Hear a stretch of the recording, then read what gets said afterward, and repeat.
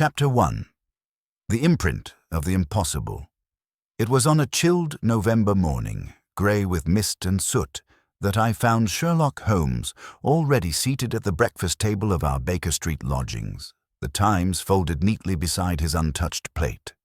Outside, the fog clung stubbornly to the window panes, muffling the rattle of passing carriages and the cry of newsboys.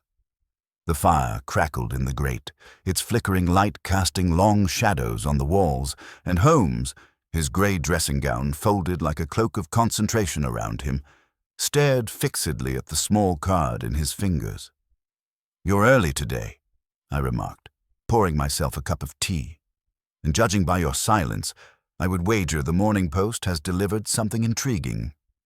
Holmes looked up, his sharp eyes glinting with an energy that boded an end to the languor of the previous fortnight. "Not the Post, Watson. A message by hand. Arrived precisely 20 minutes ago, though the man who delivered it vanished down Baker Street before I could inquire further. The handwriting, you will notice, is that of a military man. Sharp, angular, disciplined. But it is the content that is rather more curious." He passed the card to me. In precise, almost etched lettering it read, "A murder has occurred under the most unnatural circumstances. Scotland Yard is baffled. I beg your immediate assistance. Location, Southborough Grange, Hampstead. Ask for Inspector Harlan, R.L." There was no address, no sender's full name, and no indication of the nature of the crime beyond its strangeness.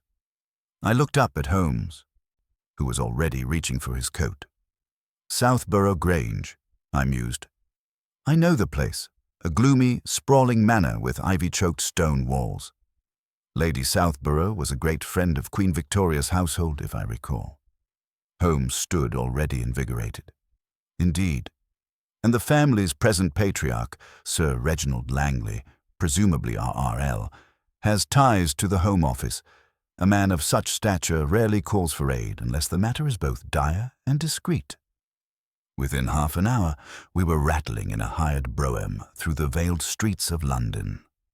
Holmes remained mostly silent during the ride, his fingers steepled and eyes shut, as if committing to memory every detail of the anonymous note. I had grown familiar with these moments of meditative stillness, a furnace of thought beneath the surface.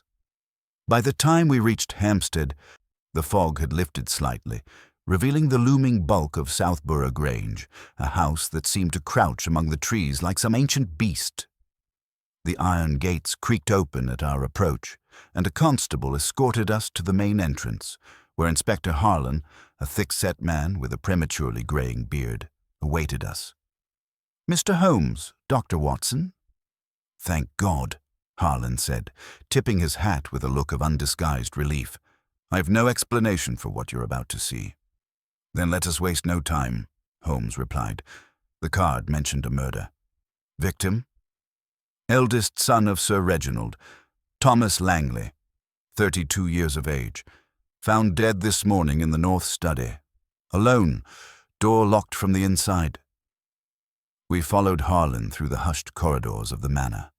The household staff watched us with wary eyes from shadowed corners, and even the portraits on the walls seemed to brood with tension. The air smelled faintly of pipe tobacco, pine wood, and something harder to place, something colder.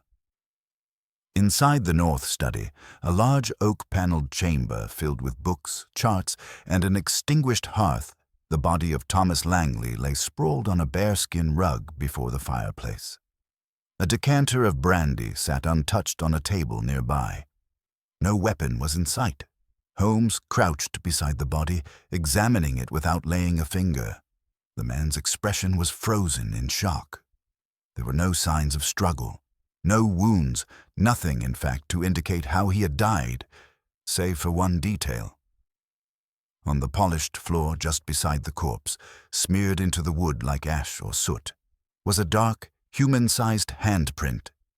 It was splayed wide, unmistakably the impression of a right hand, but it bore no fingers. Holmes studied the mark intently, his magnifying lens dancing over its surface. He sniffed it, then examined the edges. No blood, he murmured. No ink, and yet it remains moist. Recently applied. Watson, for all my years in Holmes's company, I must confess that in that moment I felt the cold breath of the uncanny pass over me. It's impossible, I stammered. It has the shape of a palm, but there are no fingers. Precisely, said Harlan, his voice low. No sign of entry or exit. The door was locked, window latched. We had to break the door down when he didn't respond. No one could have gotten in. And yet, this.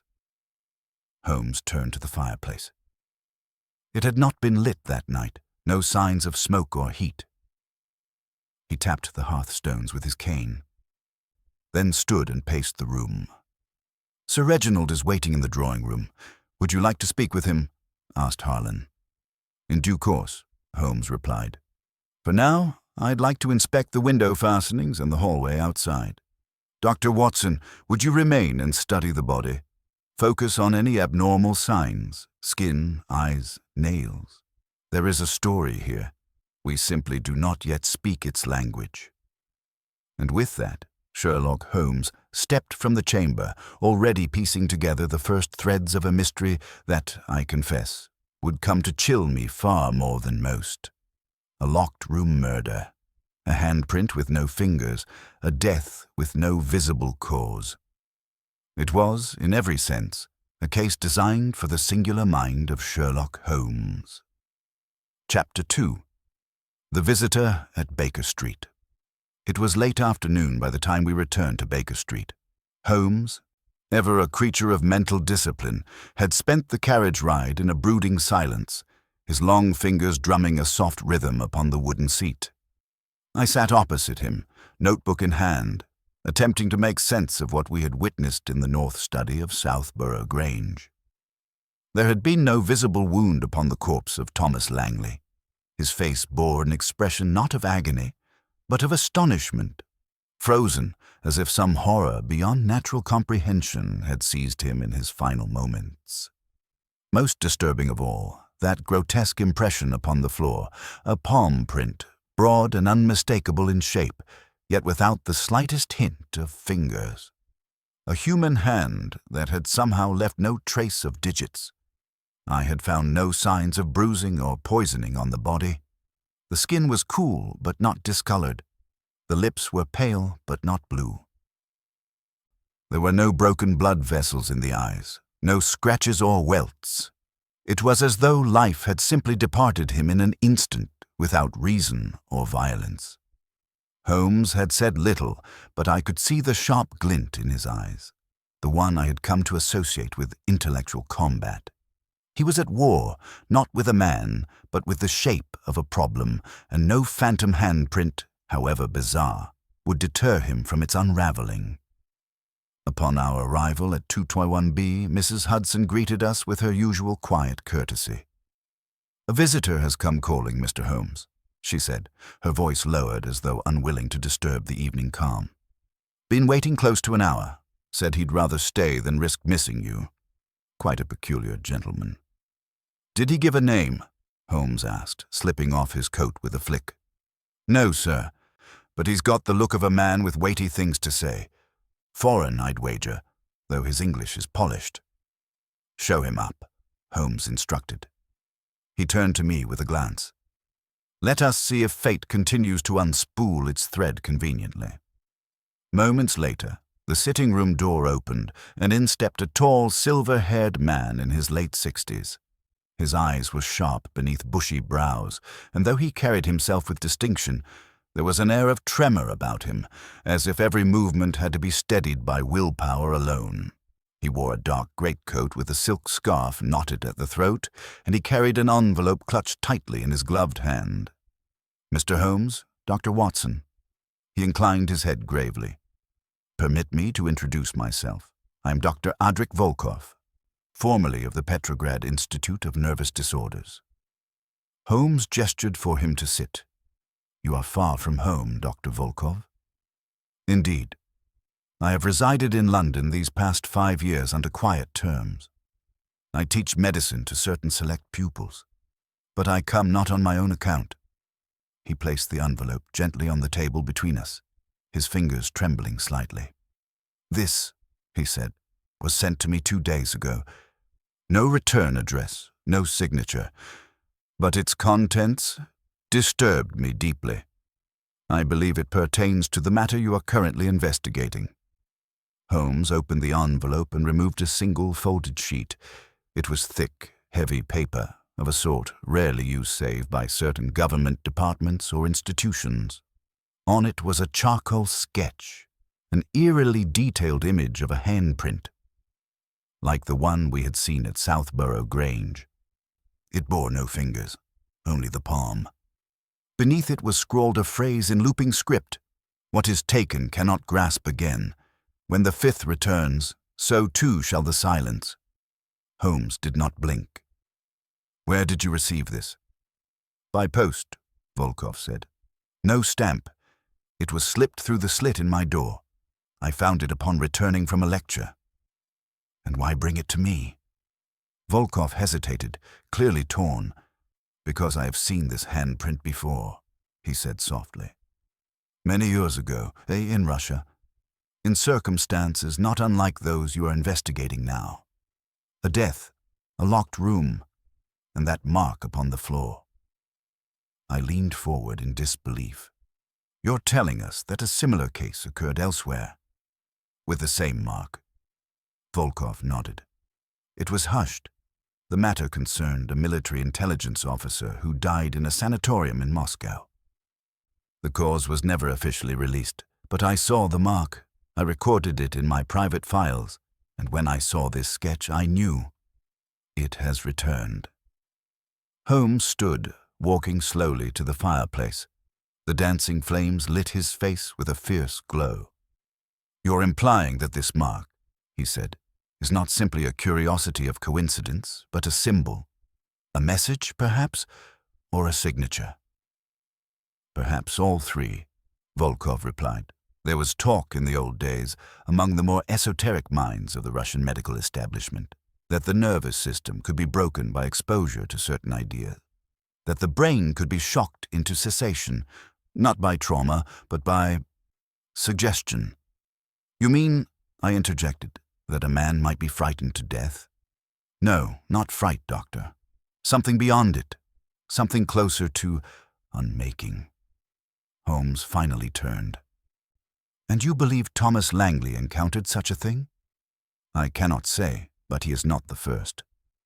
There was silence then, save for the popping of the fire and the soft rustle as Holmes returned the sketch to the envelope. "This raises the matter to a new dimension," Holmes murmured. "One that spans both geography and time. It is no longer merely a question of who, but what.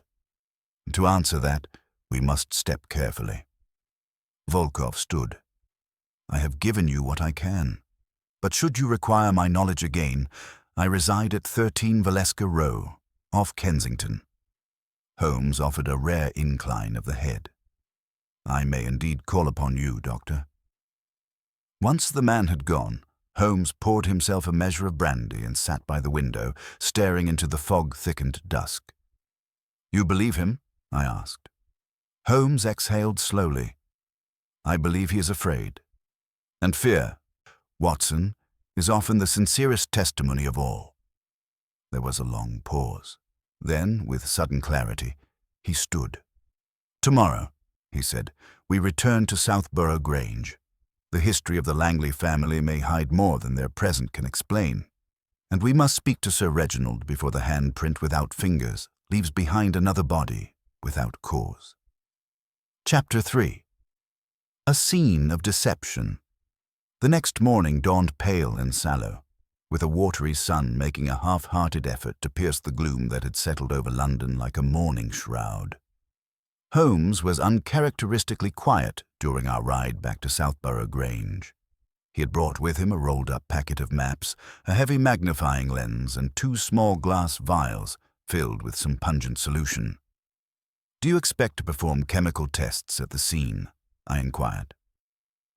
"Not yet," he murmured, his gaze unfocused, as though staring at something far beyond the murky carriage window. but I believe we've not yet examined the crime scene with sufficient suspicion." "Sufficient suspicion." Holmes turned his sharp eyes on me. "Watson, the scene was too immaculate. The untouched brandy, the tidy bookshelves, the precise placement of the corpse. It had the air not of violence, but of theater. I believe we were meant to interpret it a certain way, and I detest being guided. We were admitted this time by a dour butler who introduced himself as Forbes.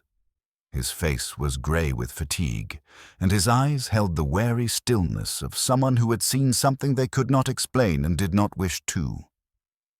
"Sir Reginald is in the conservatory," he said. "Inspector Harlan left at dawn, but will return this evening." "We'll join Sir Reginald shortly," Holmes said. "But first, we'll require access to the north study. No one else has entered since yesterday." "No, sir. As requested, the room has remained sealed." "Excellent." The north study appeared unchanged from our previous visit. Dust motes floated lazily in the early light, slanting through the high windows. The bearskin rug was gone. Inspector Harlan had removed the body and, presumably, the handprint beneath it. But Holmes knelt where it had once lain, examining the floorboards inch by inch with his lens, his movements slow and methodical. He tapped the wood with his cane, pressed gently at the skirting boards, and ran his gloved hand along the base of the desk. Occasionally, he would pause to sniff the air or hold a thread from the carpet up to the light. "I note the faintest trace of linseed oil," he said. "Old, oxidized. This floor was polished at least a week ago, but not after the incident. That smudged handprint had to be made atop the last coat of polish, not below it." "You mean it wasn't permanent?" I asked. "Quite the opposite. It was intended to appear permanent. Whoever made it was counting on our minds accepting the illusion of age. But it was fresh, Watson. Intentionally so." A minute later, Holmes rose and moved to the fireplace. There, he ran his hand along the grate, then turned his attention to the wall just above it. After a moment's inspection, he removed a small metal rod from the inner recess of the stonework. He turned it slowly in the light. "Aha," he said, his voice low with satisfaction. "Now we're getting somewhere." "What is it?" "Part of a clock mechanism, no larger than a pocket fuse. Look closely here, Watson." He passed it to me. "See the scorch along this edge? This rod was used to hold a chemical accelerant, likely magnesium or phosphorus. It could be ignited by a simple timed trigger, perhaps by match-strike friction. When combined with smoke powder or carbonized ink, it would produce a smoky image on a flat surface, say a floorboard." "A projected handprint?" Holmes nodded. "A manufactured one. Meant to resemble the residue of an unnatural event. The true cleverness lies not in the mark itself, but in the absence of any other physical evidence. The room was locked. The man was alone. The scene, therefore, had to serve as both murder and misdirection." We were interrupted by the soft creak of the door. Forbes entered hesitantly. "Sir Reginald will see you now, gentlemen," he said. "He requests your discretion, as Lady Southborough is not to be disturbed." We followed him through a long gallery lined with ancestral portraits, their faces grim and long-suffering, until we arrived at the conservatory, a glass-ceilinged chamber filled with wintering orchids and the gentle hum of a heated brazier. Sir Reginald Langley stood near a potted fern, a tall man in his 70s with an austere expression and a military erectness that seemed to defy time. His pale eyes held ours with cool deliberation as he extended a hand in welcome. "Mr. Holmes, Dr. Watson, I'm told you've made progress." Holmes inclined his head. "Some, but questions remain." "I'll answer what I can," Sir Reginald said, "but I hope you'll understand. My family name has weathered wars, scandal, and reformations. I do not intend for it to be tarnished by ghost stories." Holmes smiled faintly. "Neither do I, Sir Reginald. That is why we must deal in facts." The baronet gestured to a pair of wicker chairs and we seated ourselves. "May I ask," Holmes began, "whether your son Thomas had any known enemies?" Sir Reginald's face hardened. "None that I'm aware of. He was not a warm man, but he was respected. He served in the diplomatic corps for a time. He returned 2 years ago, citing health concerns." "Had he expressed any fears recently?" The older man hesitated, his fingers tightening around the stem of his cane. He had grown more withdrawn of late. There were dreams. He spoke of figures in smoke. Nonsense, of course, but troubling. "Did he receive visitors from abroad?" "A few, former colleagues. One man in particular, a Count Petrovich. Russian, I believe. They corresponded by letter and met privately twice. I don't know the nature of their association." "Did Thomas have access to the North Study on the day of his death?" "He was in there from shortly after lunch until dinner time. The door was locked from the inside when we found him." "Was the lock complex?" "A double bolt. Very secure." Holmes nodded and rose. "Sir Reginald, I appreciate your candor. One last thing. Has anyone else in the house reported unusual dreams? Sounds, sensations?" Sir Reginald's eyes narrowed. "Is this relevant?" "It may be." There was a long pause. "My wife has taken to sleeping in the day and wandering at night. She speaks in her sleep. Once she woke screaming of a hand with no fingers. I dismissed it as coincidence. Now I am not so sure." We left the conservatory in silence. Outside, the trees shivered in the wind, their bare limbs rapping the manor windows like tapping fingers. Back in the carriage, Holmes sat with his arms folded, deep in thought. "It is not just a murder, Watson," he said at last. "It is a performance, one staged for witnesses who were never supposed to see it clearly. Something is being replicated, not invented. That is what troubles me. You suspect Thomas Langley's death was a copy of something earlier?" "I suspect," Holmes said slowly, "that whoever killed him has done it before and means to do it again." Chapter 4. The Gathering of Suspects. The drawing room at Southborough Grange was a solemn, shadowed place, its crimson drapery drawn tightly against the cold afternoon light. A tall grandfather clock ticked with lugubrious precision in the corner, the kind of rhythmic monotony that sets nerves subtly on edge. Holmes and I stood at the room's threshold, summoned by Sir Reginald's butler, Forbes, to meet the key members of the household, those who had been present on the day of Thomas Langley's death. Holmes had asked for them to be gathered. Now it was time to observe. There were 5 people in the room. First was Lady Eleanor Southborough, a woman of perhaps 55, but the fine lines on her brow suggested a spirit grown prematurely old. She wore a high-necked gown of violet silk and sat like a statue on a chaise, her hands folded in her lap. Her gaze met mine with a strange, weary sharpness, and I recalled Sir Reginald's mention of her troubled sleep. There was an almost imperceptible tremor in her fingers. Next stood Sebastian Gray, Thomas's cousin and the family solicitor. A man of lean build and sunken cheeks, Gray had the look of someone more comfortable among ink and parchment than people. His gold-rimmed spectacles glinted as he paced before the fire, his manner both impatient and oddly evasive. Beside him, slouched indolently in a wingback chair, was Vivienne Ashcroft, Thomas's former fiancée. She was striking, tall, pale, and dark-haired, with a cool detachment in her eyes. She watched Holmes with a faint, almost mocking smile that danced around the corners of her mouth. A woman accustomed to tragedy, I thought, or perhaps too familiar with its stagecraft. In the far corner stood Gregory Langley, Thomas's younger brother by 6 years. He bore little resemblance to the deceased. Where Thomas had been sober and refined, Gregory exuded a restless energy. His jacket was slightly rumpled, and he tugged at the sleeves of his shirt in a way that betrayed a constant internal agitation. Finally, near the window, stood a man Holmes had not expected, Count Alexei Petrovich. Tall and silver-bearded, the Russian's frosty demeanor matched his name.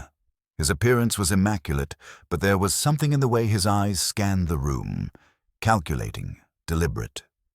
Holmes noted his presence with a fractional lift of an eyebrow. Sir Reginald gestured to the assembly. "As you requested, Mr. Holmes." Holmes offered a slight bow. "Thank you. I assure you this is not a formal interrogation, but rather an opportunity to clarify the relationships and events surrounding Thomas Langley's final hours." "Clarify or accuse?" muttered Gregory, earning a reproachful glance from his father. Holmes ignored the remark. He stepped forward, his tone light, almost conversational. "I shall begin simply. Can anyone here describe Thomas Langley's mood or behavior in the days before his death?" Vivian was the first to speak. Her voice was smooth, with just a hint of bitterness beneath its elegance. "He was distracted, withdrawn. He had taken to writing letters and burning them immediately after. I found the remains in the fireplace of the morning room. He denied they meant anything, but—" She paused, brushing a strand of hair from her cheek. "Thomas never did anything without purpose." Holmes turned to Gregory. "You lived in the Grange as well?" "Yes. Still do." "Did you and your brother get on?" Gregory's jaw tensed. "We didn't see much of each other, to be honest. He kept to himself. We had our differences." "Differences?" "He believed in silence. I believe in speaking plainly. Thomas always thought I was reckless. I thought he was cold." Lady Southborough stirred at this and spoke, her voice wavering. "Thomas wasn't cold. He was burdened. Ever since returning from Vienna last spring, he carried something with him, not luggage, not injury, but something unseen. I believe it followed him." There was an uncomfortable pause, and Holmes seized the moment. "Count Petrovich," he said smoothly. "You met with Mr. Langley privately, I'm told." The Russian's expression remained unreadable. "Twice." "At his invitation." "And what was the nature of your association?" Petrovich glanced briefly at Sir Reginald, then answered, "We shared mutual acquaintances from his time abroad. He had an interest in certain esoteric documents, obscure things, Slavic folklore, early psychological studies. That was our only common ground." Holmes's tone remained mild, but I knew the blade beneath. "Did he ever speak to you of fear?" There was a long silence before the Count responded. "Once. He said, 'I've seen something I cannot forget, and now it waits for me.'" I did not press him further. Holmes stepped back, his gaze passing slowly over each face. "No one here is under suspicion, but all of you hold pieces of the puzzle, and I intend to assemble them." Lady Southborough stood shakily. "Then allow me to offer something further." Everyone turned. "2 nights before Thomas died," she said, "I awoke to music. A low humming sound, like a single piano note held far too long. I rose to investigate, but found the hallways empty. When I returned to my room, I found Thomas standing outside my door. He said nothing, just stared at me, as if he didn't recognize me at all." "That's nonsense," muttered Gregory. "You were dreaming." "No, Gregory," she said, her voice quivering now.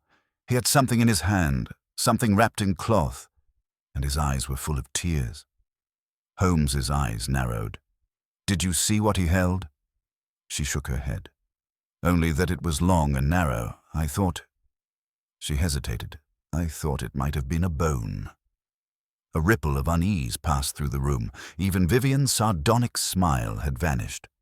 Holmes turned to the Count once more. "Do you know of any cultural or symbolic significance in the image of a hand without fingers?" Petrovich did not reply immediately. Then, in a low voice, he said, "There are tales, in the northern provinces, of a spirit called Bezperstny, the Fingerless one. A harbinger, not a killer. It is said he appears when someone has witnessed a secret too deep for the mind to bear. And what happens when he appears? I asked, compelled in spite of myself. Petrovich looked directly at me. The witnesses forget everything, but they die remembering. Holmes clapped his hands once sharply. That will be all for now. Thank you for your candor. I suggest none of you leave the estate without informing me or Inspector Harlan. As the group dispersed, some with hesitation, others with veiled glances, Holmes walked to the window, gazing at the bleak stretch of garden beyond. I have the scent now, Watson, he murmured. This is no ghost story. This is a deception so intricate it demands theater, psychology, and fear in equal measure. Someone in this house is lying, and it is not merely to cover guilt, it is to conceal knowledge. I joined him at the window. What now? Holmes tapped a finger against the glass. Now we turn over the stones and see which creature prefers the dark. Chapter 5. First Suspects. The Red Herring. The morning after the gathering in the drawing-room was restless with wind and whispering rain. Southborough Grange, cloaked in damp silence, seemed to breathe with suspicion. Every corridor felt longer, every creaking floorboard louder, as though the house itself was aware that truth stirred within its walls. Holmes was already up and examining the library when I joined him. He had not changed clothes, nor touched the tea Mrs. Forbes had brought him. Several books lay open across the desk, their margins annotated in his familiar looping script. One volume in particular, a thick collection of Russian folk customs, had been marked with great intensity. He looked up, eyes alight. Watson, there's a pattern here. Not in superstition, but in performance. The story of the Fingerless one, as Count Petrovich described it, is more than myth. It's a theatrical framework, a ritual of erasure. Erasure? I echoed. Precisely. The removal of identity, of agency. A hand with no fingers cannot grasp, cannot act. It symbolizes helplessness. Consider the symbolism: a corpse with no visible injury, a locked room, a handprint left behind that cannot hold or strike. This is not only a death, it is a silencing. I felt a chill as I recalled Lady Southborough's trembling account of Thomas standing outside her room, holding something long and narrow. A bone, she had said, or thought. We were interrupted by the sound of footsteps. Inspector Harlan had returned, his rain-speckled greatcoat shedding droplets onto the carpet. He looked grim, as though the grey skies above Hampstead had seeped into his very bones. "Well, gentlemen," he said, "I've just come from a conversation with the local constable. Thought you might want to know. Gregory Langley was seen leaving the Grange late last night and returning shortly before dawn." Holmes arched an eyebrow. "Is that so?" "Indeed, slipped out through the garden gate, it seems. A farmer spotted him walking the back lane near Camden Field." "Did he say where he'd gone?" "Claims he needed air.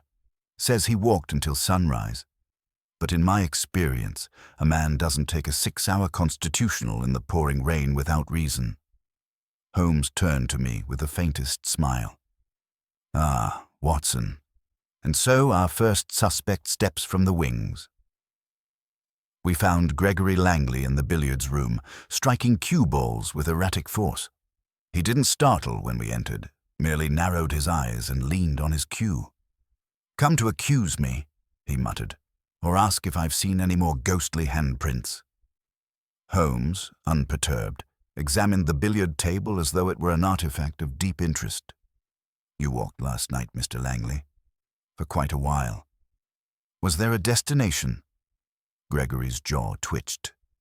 "I told the inspector I needed air. That's all. In the dead of night, in the rain." He straightened.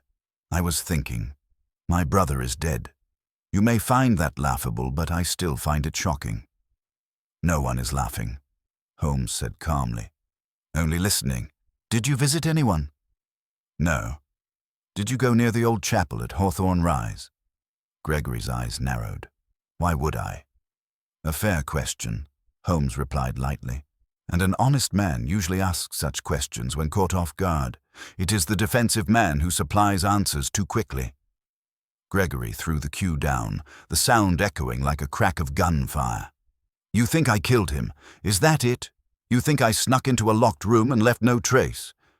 I think you're frightened, Holmes replied, and fear tends to isolate the truth like a stain. You may not be guilty of murder, Mr. Langley. But I believe you're hiding something. Gregory's eyes flicked away, then back. You're right. I am. He exhaled hard. But it's not what you think. He pulled a folded slip of paper from his jacket pocket and handed it to Holmes. I found this in Thomas's old sketchbook. He used to draw when he was younger, before he got so serious. This was stuck between the pages. Holmes unfolded it. It was a rough pencil sketch of a figure standing beneath an archway, its head lowered, its body long and thin. But where the hands should have been, there were only stumps. No fingers, no outline of grasp or gesture. He drew this a month ago, Gregory said. I saw it when I borrowed his sketchbook for some scrap paper. He caught me with it. He looked terrified, like I'd found something I wasn't meant to see. He snatched it and told me never to mention it again. Where did he draw it? Holmes asked. In the old family crypt, beneath the chapel. Holmes's eyes darkened slightly. There's a crypt beneath the chapel. Yes. It hasn't been used in decades. Most of it's sealed. But Thomas had a key. He used to go there to think, he said. Holmes turned to me. Watson, we shall visit the chapel this afternoon. We left Gregory behind, though Holmes asked Inspector Harlan to keep an eye on him for the time being. As we walked down the east wing toward the garden doors, Holmes spoke in a low voice. He may be telling the truth, he said. This sketch, it's genuine. Raw. There's no deceit in the lines. But it doesn't prove he didn't kill Thomas. No. But it suggests Thomas had already seen something that shook him to his core. And he feared it enough to hide it, even from his own family. As we passed a hallway window, I caught a glimpse of Vivian Ashcroft standing by the fountain, her umbrella tilted as she stared down at something in her gloved hands. She had the air of someone waiting, not idly, but with purpose. Holmes noticed too. She's our next visit, he said quietly. She knows more than she revealed in the drawing room. That bitterness wasn't the pain of grief. It was the pain of betrayal. But by whom? I asked. Holmes's lips thinned. That, my dear Watson, is what we must untangle before the play's next act begins. Chapter 6. The Secret Clue. A Hidden Inconsistency. The late afternoon brought a thin veil of light through the clouds, casting Southborough Grange in a somber pewter hue. Holmes and I descended the stone steps that led from the east garden path toward the weathered chapel on the property's northern edge. It was an edifice of crumbling stone and ivy-clad arches, forgotten by time, flanked by skeletal trees that trembled in the wind. As we reached the wooden door, Holmes paused. Note the disrepair, Watson. And yet, see here. He pointed to the door handle, which gleamed faintly beneath the grime. Recently handled, the chapel is not as abandoned as appearances suggest. He pushed the door open with a low creak. Inside, the air was cool and tinged with damp stone. The windows were mottled with moss, letting in a diffused green light that gave the interior an almost subterranean feel. Rows of decaying pews lined the nave, and at the far end, a narrow altar stood beneath a stained-glass depiction of St. Michael. We moved with care toward the left wall, where a carved stone door lay embedded into the floor, half obscured by a tattered rug. Holmes bent to examine it, brushing aside the threads. An iron ring protruded from the slab. The entrance to the crypt, he murmured. Help me lift it, Watson. Together we heaved. The slab groaned open with the reluctant grind of age. A sharp must of stale air hit us as Holmes lit a lantern from his pocket. We descended into the darkness, one step at a time. The crypt was a narrow corridor flanked by sealed alcoves and ancient coffins.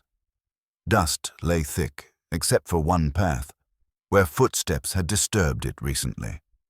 We followed them into a recess, where a small wooden chair, a blanket, and several papers were arranged. Upon the wall above them, etched faintly into the stone, was a crude rendering of a hand, deformed with no fingers. Holmes lifted one of the papers and examined it under the lamplight. "It's the same figure," he said softly. "The fingerless one. And look, notes beside it." I peered over. In Thomas Langley's unmistakable hand, phrases had been scribbled. "No one believes me. He watches from the chapel steps." I dreamt of a voice that never moved its lips. What if it isn't a legend? Holmes folded the paper carefully and placed it in his coat. "We must not only ask who had reason to kill Thomas," he said, "but also who had reason to make him question his sanity." We returned to the manor, where Vivian Ashcroft was still by the fountain, her umbrella now closed beside her on the stone bench. She watched us approach without flinching. Holmes didn't waste time on pleasantries. "Miss Ashcroft, you were engaged to Thomas, yet when we spoke yesterday, you hardly mourned him." She gave a brittle smile. "No, I didn't. Mourning him would have required trust, and that trust was broken long before his body was found." "Do you mean the broken engagement?" I asked. "I mean the lies," she replied. "You want to know why I called off the wedding?" "Ask about Maria." Holmes's gaze sharpened. "Who is Maria?" "She was our housemaid. Quiet, clever, and quite devoted to Thomas. Too devoted. I caught them together late one evening, whispering in the pantry. When I confronted Thomas, he denied everything. But she left the house the next morning. No letter. No farewell. Just gone." "When did this occur?" 3 months ago. Thomas claimed she'd returned to Ireland, but she never wrote. I wrote to her sister in Belfast. She hadn't heard from Maria in weeks. I believe Thomas made her leave, perhaps paid her off. Or worse." Holmes folded his arms. "Why not tell the family?" "I did. Gregory dismissed it, said Maria was a distraction. Lady Southborough said servants come and go. Thomas, he only smiled, coldly, as if I had proven some private point of his." "You think he was hiding something?" "I know he was." Holmes studied her. "And yet you still came to the Grange."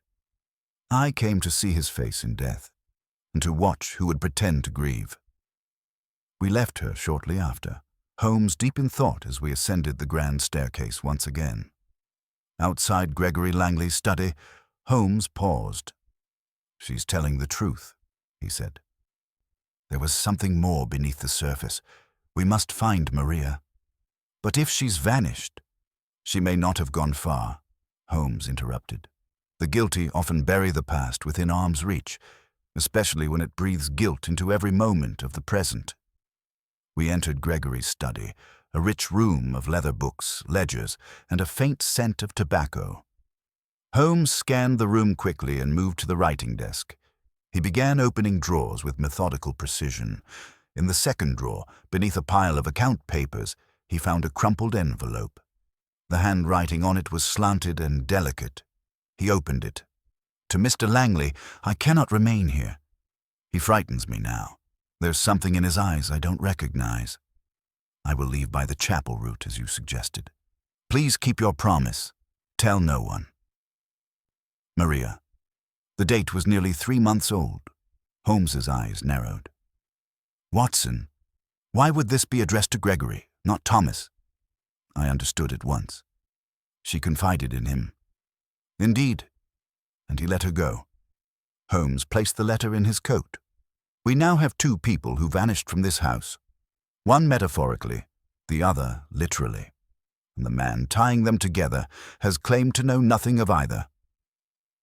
At that moment, a bell rang faintly from below. Lady Southborough requesting tea. Holmes didn't move. Watson, I believe it is time we speak again with our hostess. And this time, we must press her not as a grieving mother, but as a woman who knows far more than she pretends. You think she's involved? I think, Holmes said grimly, that everyone in this house is part of a secret drama, and Thomas Langley was not the playwright. He was the audience, and perhaps the only one who understood the script. Chapter 7. Beneath the mother's smile. A break in the mask. The drawing room was bathed in amber light from a trio of wall sconces as Holmes and I entered, summoned not by word, but by presence. Lady Southborough stood at the far end, framed by tall French windows that overlooked the twilight-draped gardens. Her silhouette was still, almost statuesque. In her gloved hands, she held a porcelain teacup, untouched. "Mr. Holmes, Dr. Watson," she said without turning. I wondered how long it would take. Holmes stepped forward slowly. "How long for what, Lady Southborough?" "For you to stop indulging my grief and begin dissecting it." She turned to us then. Her face was composed, but there was something brittle in the set of her mouth, as though her elegance had grown weary of being its own armor. Holmes inclined his head slightly. "Then allow me to speak plainly. You knew Maria.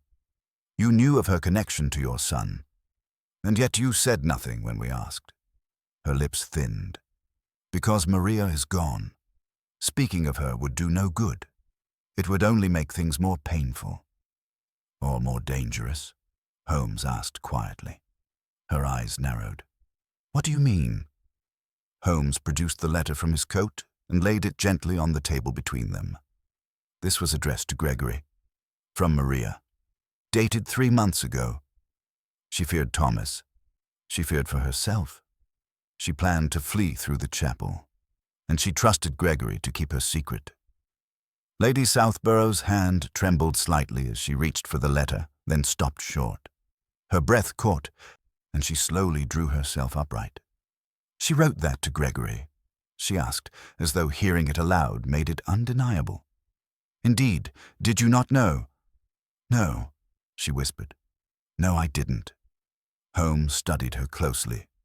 "Then tell me this. Why did Maria vanish without any alarm raised? Why was her absence treated as a mundane departure?" Lady Southborough moved to the settee and sat down slowly, smoothing her skirts. "Because we have long grown used to things disappearing from this house, Mr. Holmes. Joy, laughter, then people." She clasped her hands in her lap. "Maria came to us 3 years ago, a quick girl, earnest. I thought her plain at first, but she had a gentleness that grew on you. When she began spending more time near Thomas, I warned him. I told him it would not do. He smiled, said I worried too much. But then, she changed. She began asking odd questions about our family, about the chapel, about things long buried." "What things?" Holmes asked sharply. Lady Southborough hesitated. "There was a child, before Thomas, a daughter, stillborn, buried in the chapel crypt beneath the altar. No inscription, it was meant to be forgotten." "She found out?" I asked. "She guessed, or someone told her, and she wouldn't let it go. She asked if Thomas knew, if Gregory had ever mentioned it. She said she heard voices in the crypt once, a whisper behind her shoulder when she lit candles." Her voice dropped to a whisper. "I thought she was unwell. I told her to rest, but Gregory, he was angry. Too angry. He ordered her out. The next morning she was gone." Holmes paced toward the hearth, his expression unreadable. "You never inquired further?" "I did. Secretly. I sent a man to follow her trail to the village. He said she never arrived. Not by foot, not by cart. She vanished between the grange and the chapel path." Holmes turned. "Then why did you say nothing when your son died?" "Because I knew," she whispered. "I knew he was next." Silence fell, a thick, oppressive silence. The fire crackled faintly in the hearth. Holmes finally broke it. "You believe Maria was murdered?" "I believe," she said slowly, "that this house is sick with old secrets. I tried to protect Thomas, but he had become obsessed. He would go to the crypt at night, sketch that awful hand on scraps of paper. He said it was real, that he'd seen it crawling across the stones." Her voice faltered. "I heard him crying in his room, a man grown, weeping like a child. But I did nothing." Holmes's tone softened. "You were afraid?" "No, I was ashamed." Her voice cracked. "What sort of mother watches her son unravel and does nothing but host dinners and recite poetry?" Holmes sat down across from her. "What did he say in those last days? That he would end it, that he would uncover the truth, even if it killed him." Holmes rose again, his eyes shadowed by thought. "Lady Southborough, I must ask you something unusual. I need full access to the chapel crypt tonight." "Alone?" She stared at him. "You believe something still waits down there?" "I believe something never left," he said. Lady Southborough nodded slowly. "Then take this." From the folds of her gown she retrieved a narrow iron key. "The second door in the crypt, past the arch. It's been sealed since the war. Gregory swore it was nothing but an empty room. And you?" She looked away. "I never had the courage to see." We left her then, the weight of her secrets lingering in the air behind us. Outside, the wind stirred the hedges like murmuring ghosts. Holmes tucked the key into his coat. "This case, Watson," he murmured as we reached the chapel once again, "is not merely one of murder. It is one of guilt, buried history, and perhaps something far stranger." "You still suspect Gregory?" I asked. "I suspect everyone," Holmes said gravely. "But what I fear most is that the man who killed Thomas Langley may have also orchestrated Maria's disappearance, and done so in plain sight." "And the symbol? The fingerless hand?" He looked to the chapel's tower, silhouetted against the moonlit sky. "We are close, Watson, very close, but we must go deeper still. Into the part of the Grange that even its own family feared to remember." Chapter 8. The door beneath the altar. Echoes of the forgotten. The wind howled through the bare branches as Holmes and I crossed the gardens once again, our lamps casting yellow orbs that danced over wet stone. The chapel loomed ahead like a dark sentinel, its narrow steeple cutting the cloud-streaked moonlight. Beneath our feet, the gravel whispered, a sound like breath held in suspense. Holmes said nothing as we approached the iron-bound doors. He merely produced the key Lady Southborough had given us, and the heavy lock clicked open with an audible groan. The air that greeted us was stale and cold, heavy with the scent of damp stone and ancient dust. Inside, the chapel was as silent as the grave. The rows of pews stood like skeletal ribs beneath the vaulted ceiling, and the altar at the far end rose in solemn defiance of time. Holmes strode ahead without hesitation, his steps echoing down the nave. At the altar, he stopped and knelt, sweeping aside the corner of an old prayer rug. Beneath it, worn into the stone, was a small iron ring. He pulled it up, revealing a rectangular slab etched faintly with faded runes. Some ecclesiastical, some older, almost pagan in design. Together, we heaved the slab aside. It slid with a reluctant shriek, revealing a set of moss-slicked stairs plunging into darkness. "We descend," Holmes said quietly. We lit fresh lanterns and began our descent into the crypt, the air growing colder with each step. The walls, lined with plaques and family names, pressed close. A few small niches held crumbling remnants of votive offerings, dried flowers, wax-dripped candlesticks, a child's silver rattle dulled with age.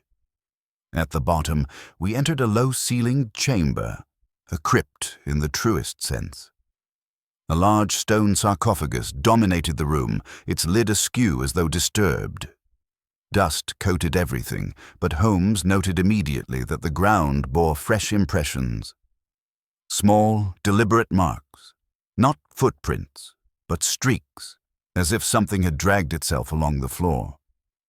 "Here," Holmes muttered, moving to the rear wall. A crude arch was set into the stone, half covered with hanging roots and cobwebs. He cleared it gently, revealing a second door. It was wooden, but reinforced with rusted iron bands, and the keyhole sat at an awkward angle, as if hastily altered. Holmes withdrew the key and inserted it. With a resistant groan, the door gave way and swung inward. What lay beyond was not a chamber of rest, but of abandonment. The room was narrow, perhaps 20 feet long and 10 wide, with no decoration. Its only contents were a small cot with rotted linen, a bucket, and a wall scrawled with drawings. Hundreds of them, crude, frantic, drawn in charcoal, ink, perhaps even blood. All the same image, a hand, a human hand, always with the fingers missing. They radiated out from a central image, larger, bolder, a single handprint pressed directly onto the stone. Darker than the others, more deliberate, and clearly done by an actual hand, though the fingers had never been there. Holmes stepped forward slowly. This was not merely a room for the dead, it was a cell. "A prison?" I asked, horrified. "Or worse, a place to conceal the evidence of someone who should never have existed." He knelt beside the cot and picked up a scrap of paper wedged between the frame and wall. On it, in shaky but clear script, were the words, "She sings through the walls. I see her in the corners. The hand feeds her. The hand listens. It will take me soon." Holmes frowned. "These are not the words of a killer. They are the cries of someone driven to madness." "Then who was kept here?" I asked, glancing at the sketches with unease. "And by whom?" Before Holmes could reply, a sharp noise interrupted us. A creak, faint but close. He stood instantly, raising his lantern toward the doorway. Nothing, but then, from deeper in the shadows, a soft shuffling, like bare feet on stone. I reached for the revolver in my coat, but Holmes raised his hand. "Steady.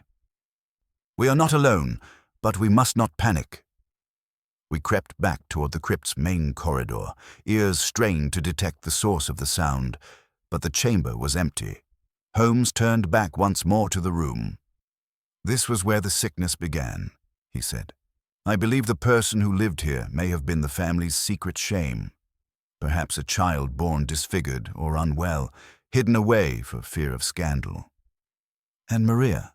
I asked. "Was she trying to uncover this?" "Or perhaps she found it," Holmes said grimly, "and was silenced for it." We ascended the stairs in silence, emerging once more into the cold night. The stars had broken free from the clouds above, glittering like scattered frost across the heavens. Back in our temporary quarters within the Grange, Holmes immediately spread his notes across the desk. "Consider the pieces, Watson.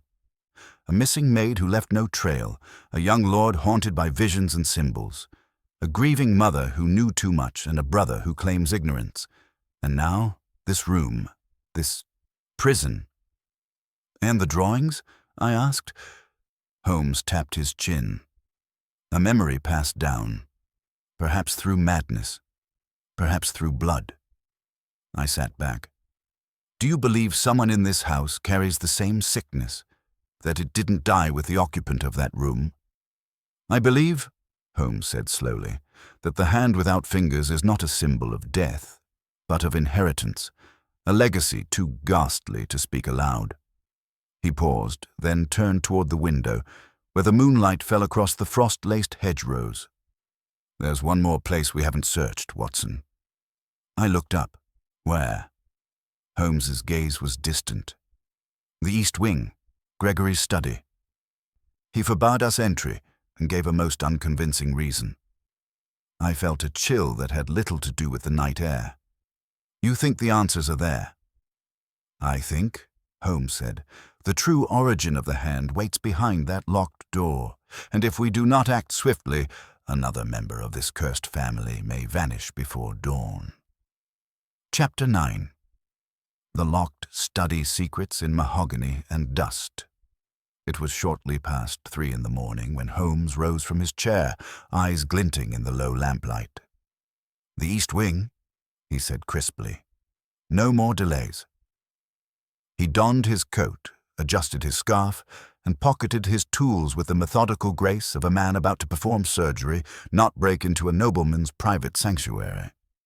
I followed without question, though my heart thudded uncomfortably in my chest. The house was silent save for the ticking of a long case clock in the drawing-room, its measured cadence seeming to urge us forward. We slipped past the grand staircase and down the corridor that led to the East Wing, a part of Southborough Grange that Lady Southborough had openly described as shut since Gregory returned. None of the servants ventured there. Holmes had taken note. Now, standing before the heavy oaken door that marked the entrance to Lord Gregory's study, Holmes examined the lock. It was relatively modern, a 4-tumbler mortise mechanism. "Interesting," he murmured, kneeling with practiced ease. "Newer than the rest of the house. Replaced recently." He worked quickly with a pair of picks, and within seconds, the lock clicked open. The door creaked as it swung inwards. A stale, almost medicinal scent wafted out, a mingling of old smoke, leather, dust, and something faintly sour beneath it all. Holmes entered first, lamp raised high. The study was a surprisingly cramped space, despite the high ceiling and tall bookshelves that towered over us. Thick velvet curtains had been drawn tight over the windows, allowing not a sliver of moonlight to enter.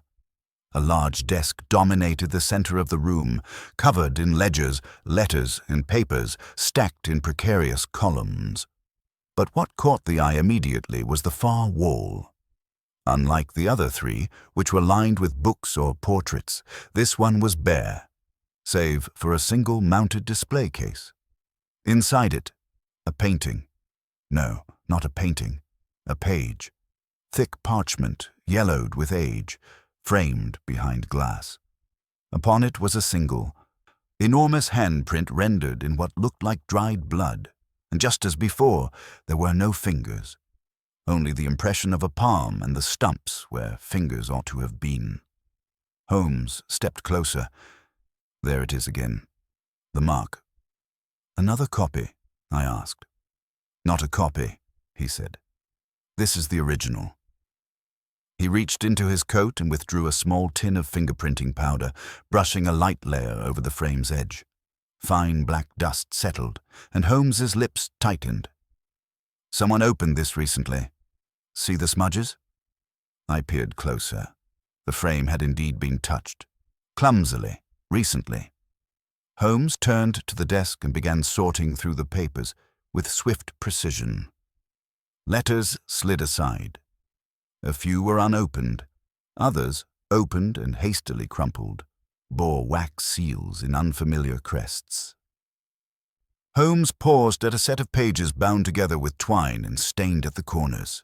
A faded label atop the stack read, "Journal of G. Southborough, January-March, 1882. He opened it and began to skim. Suddenly, he stopped. "Listen to this, Watson," he read aloud. "The child grows restless. I was told it would not speak, but it hums. The nurse says it watches her with eyes like polished stone. When I visit, it grips my wrist and does not let go. We have confined it below for now. If the hum grows louder, we may need to act." Holmes flipped the page. "Father said it is cursed. Mother believes it a punishment, but it is neither. It is memory, living, breathing memory. The hand was a warning. We ignored it. We fed it with silence. Now it feeds in return." I felt a shiver trace my spine. Good heavens. "Who wrote this?" "Gregory's father," Holmes said. "The previous Lord Southborough. This was his handwriting. So the child kept in the hidden room. It lived into adulthood. It seems so, Holmes replied grimly. And it was not merely sickly or mad. It was feared. A muffled sound from beyond the window made us both freeze. A scraping, a long, slow slide of something against stone. We turned. Holmes yanked back the curtain, revealing nothing but frost-glazed glass and moonlight. "It's watching," Holmes muttered. "Or someone is." He turned back to the desk and rifled through the drawers. From one, he extracted a folded piece of parchment unlike the others. He opened it slowly. Another note. Newer. In sharp, deliberate handwriting. "She is not gone. She waits in the chapel. You opened the hand again. You woke her." We stood in silence, the words thick with menace. Holmes exhaled. "This confirms it. Maria had discovered something about the chapel and the family's secret. She must have uncovered this note. Perhaps she wrote it." I looked around the study once more. If Gregory knew, why conceal it? Why keep these papers? Why frame that monstrosity? Holmes looked at me evenly. "Because I believe Gregory is not hiding the truth. He is guarding it. Not from the world, but from something far worse." There was a sudden knock. Not from the door. From behind the far wall, a single, slow, deliberate knock. Then silence.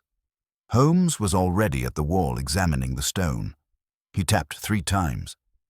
The second panel echoed differently. "A hidden chamber," he whispered, "concealed in plain sight." He pressed firmly at the corner. With a soft click, the panel shifted, revealing a narrow passage beyond. It smelled of earth and mildew. Holmes turned to me. "We're going in. But should we not inform Lady Southborough?" "We have no time," he said. "Whatever is in there has already waited too long." With that, he stepped inside, the light of his lantern swallowing the darkness as he vanished into the tunnel beyond. I followed, my hand gripping the revolver in my coat, heart pounding. For the first time in many years of our companionship, I felt that we were not merely investigating a crime, but trespassing upon something ancient, something that had endured in silence beneath the skin of this house, and it had begun to stir. Chapter 10. The Passage of Echoes, Where the Walls Remember. The narrow passage was unlike anything I had encountered in all my years besides Sherlock Holmes. It was neither purely architectural nor purely natural.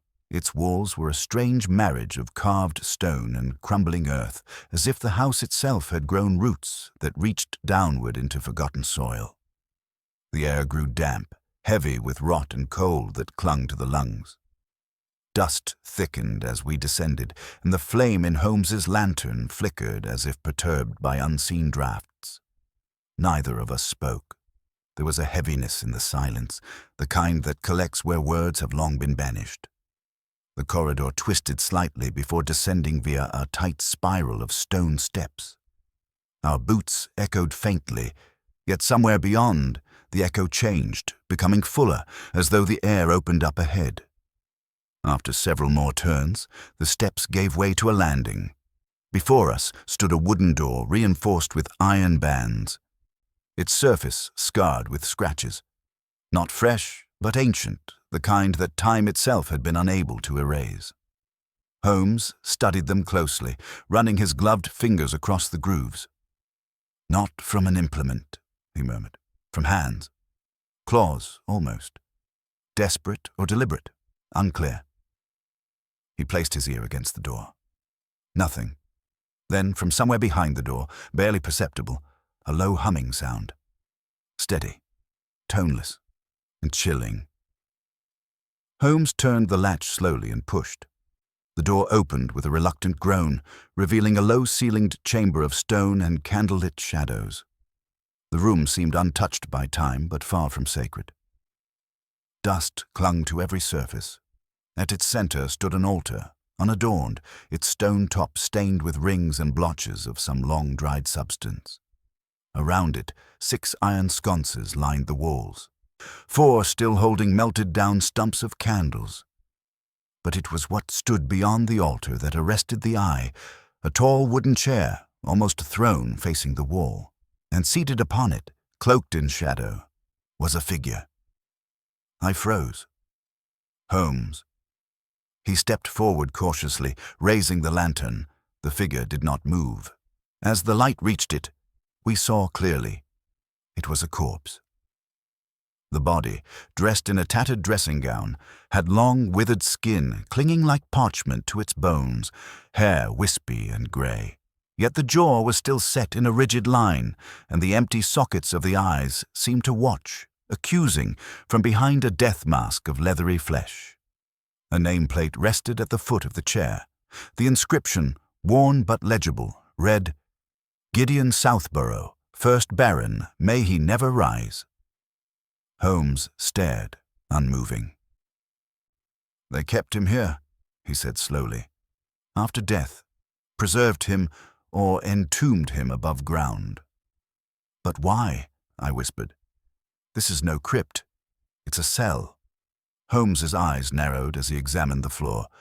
"Because they feared him more in death than in life." He pointed to the chains fastened to the chair's legs. 2 rusted manacles, one still looped around a skeletal wrist. Suddenly, a sound broke through the stillness. A single note hummed low and pure from the far corner of the room. We turned, weapons raised. Holmes advanced toward the source, his lantern cutting through dust motes in the air. There, half hidden behind a draped curtain of moth-eaten cloth, was another recess in the stone wall. He pulled the fabric aside, revealing a small alcove, lined with shelves holding old bottles, scraps of parchment, and in the very center, a small wooden box. He opened it. Inside, nestled in a bed of old linen, lay a single hand, but it was not severed. It was sculpted, painstakingly so, from some dull, dark resin.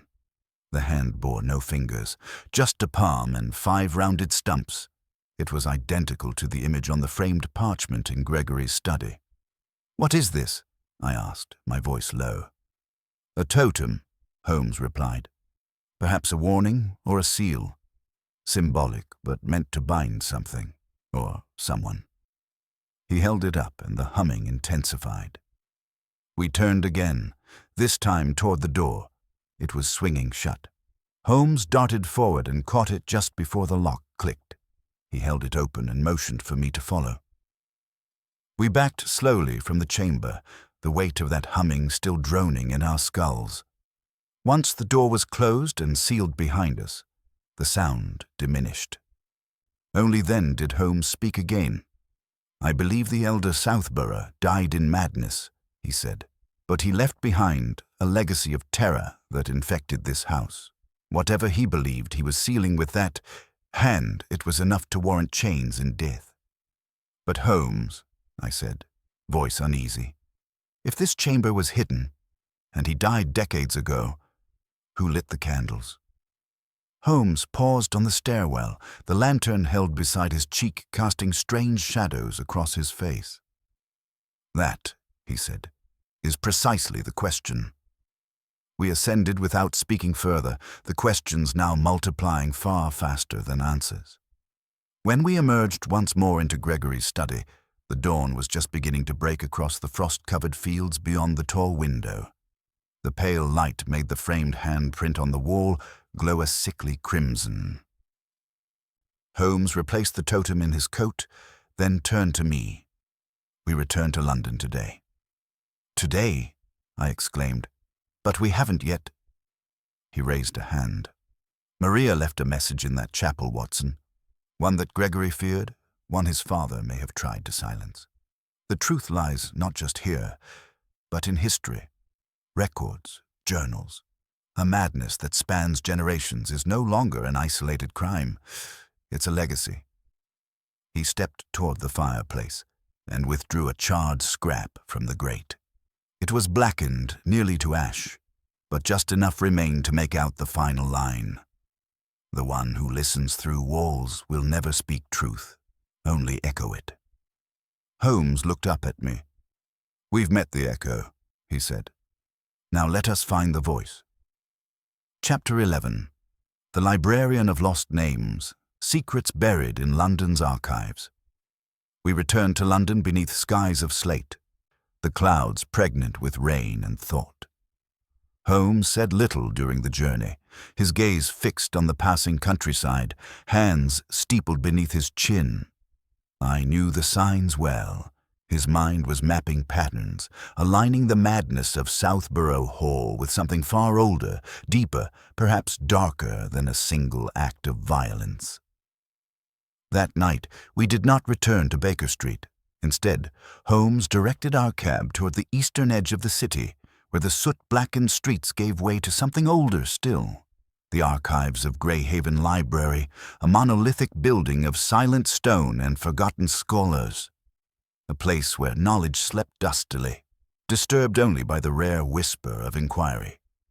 At the front desk sat an emaciated figure with spectacles thick as window panes and hands ink-stained from decades of intimacy with parchment. "Mr. Elwyn," Holmes said as we approached. The man looked up slowly, a glint of recognition in his pale blue eyes. Mr. Holmes, back to chase the whispers. This time, to exhume them. He passed Elwyn a folded note with a series of names and dates. Elwyn squinted, nodded once, then slipped through a side door, leaving us in the stillness of oak shelves and paper breath. Holmes moved among the shelves like a priest among pews, his fingers brushing edged spines. "Elwyn is a relic," he muttered, "but he's the only one who remembers the records that London itself has forgotten. Gregory Southborough's ancestors weren't just landowners, they were patrons. Of what, I could never determine." I stepped closer. "And you think the answer lies in old municipal records? In family bequests, legal transfers, burial discrepancies. Madness of this nature leaves footprints, if not in diaries, then in deeds." Elwyn returned with a small box of manuscripts bound in waxed twine. He set it reverently upon the nearest table, then disappeared without a word. We sifted through the records in silence. Southborough wills, ledgers of estate transitions, tax exemptions for philanthropic investments. Then Holmes pulled free a slender, water-stained ledger. "Here," he said, tapping an entry from 1813. "Baron Gideon Southborough, the first one, paid handsomely for renovations to the subterraneum." I frowned. "The what?" He flipped the page. There it was again. Subterraneum, followed by notations in Latin. "Elwyn," Holmes called without looking up.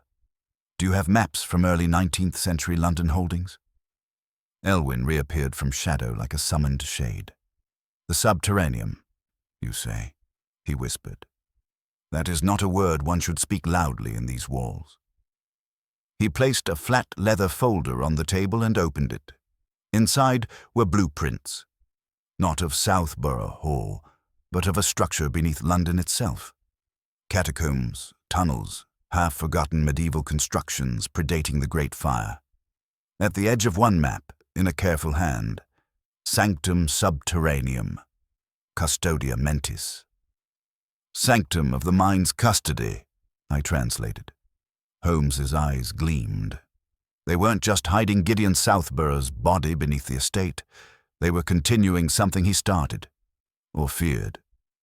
He flipped to a second page, a record of sealed chambers beneath several city plots, including one marked directly beneath the current site of St. Hester's Asylum. "A vault beneath an asylum," I murmured. "How convenient." "No coincidence," Holmes replied. "That place was never about treatment. It was containment, and perhaps worship." A silence hung between us, broken only by the rain beginning to tap against the leaded windows. Holmes rose. "Watson, fetch your revolver. Tomorrow we descend." Chapter 11. Beneath the hollow stone. The following morning, the London sky had turned a shade darker, as though the heavens themselves anticipated our descent. Holmes had hardly slept.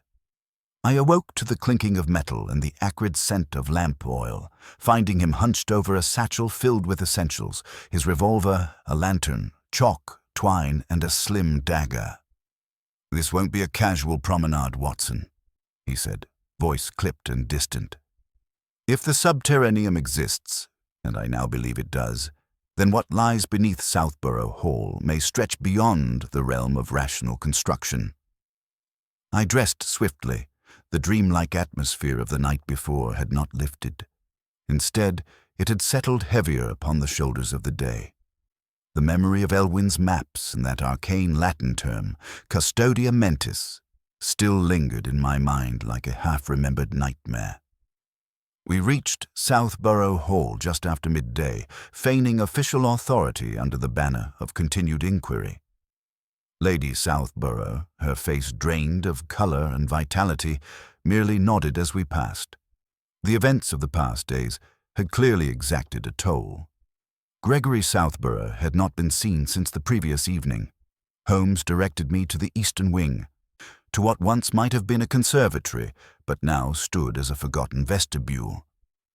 Ivy clawed across its stained glass ceiling, and beneath its floor, stone tiles arranged in concentric rings, lay what Holmes believed to be the entrance. "Note the misaligned grout," he said, kneeling beside one tile that bore a worn sigil, a serpent devouring its own tail. The Ouroboros, symbol of eternity, madness, or perhaps both. He slipped a slender blade between the tiles, and with a twist, the floor groaned. The center tile lifted with surprising ease, revealing a square cavity and a black iron handle sunk into a trap-door of ancient wood. A breath of stale air wafted up from below, tinged with mold, copper, and the faintest trace of something burnt. We descended with care, Holmes first, holding the lantern before him like a votive offering. The staircase was narrow and spiral, carved from crumbling stone slick with moisture. Our boots echoed in soft, circular rhythms as the air grew colder and more oppressive. After several minutes, the staircase widened into a chamber.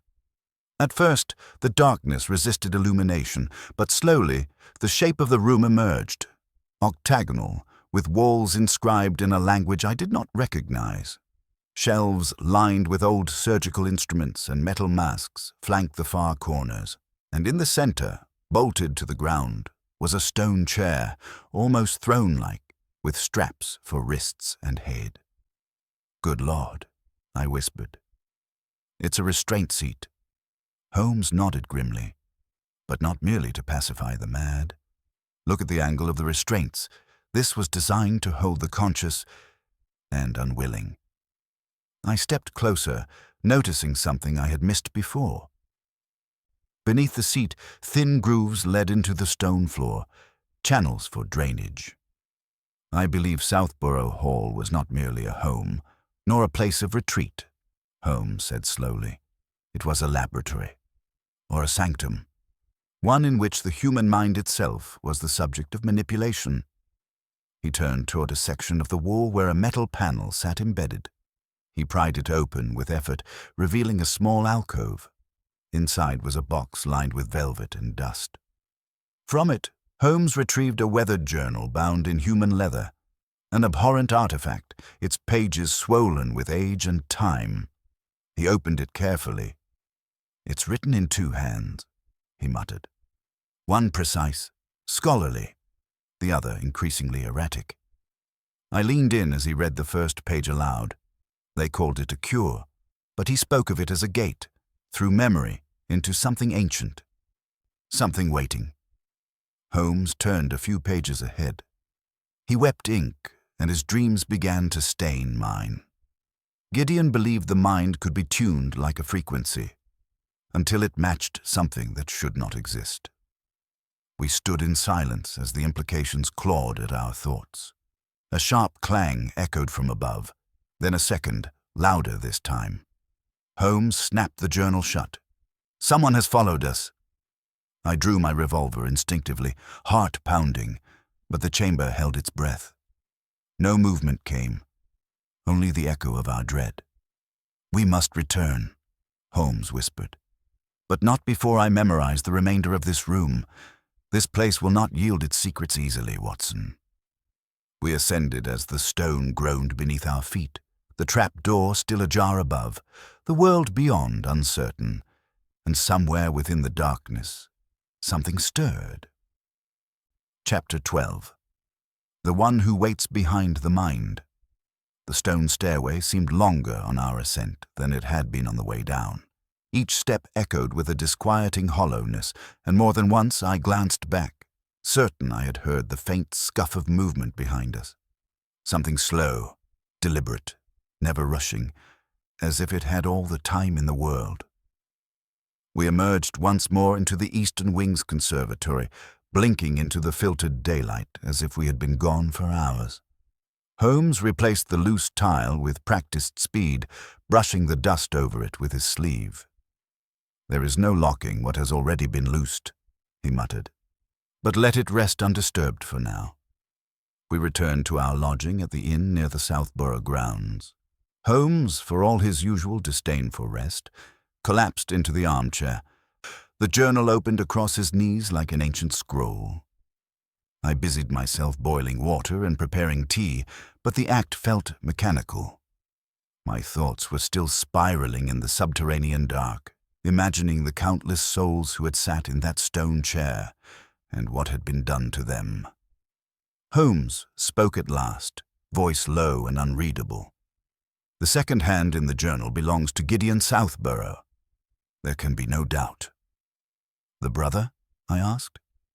Holmes nodded. "He was presumed to have died in Germany during an asylum fire, but I now believe that was a fabrication. Gregory likely brought him back here, quietly, secretly. Perhaps out of guilt, perhaps out of fear." I sank into the opposite chair. What was the journal describing? Not simply madness. Holmes turned another brittle page. "No, something else. Listen," he read. "It comes at dusk. It walks the border of sleep. When I close my eyes, I do not dream. I descend, beneath the mind, into the hallway of the watchers." Another page. "Gregory says it's a hallucination, but I saw his hands tremble when I described the circle of faces.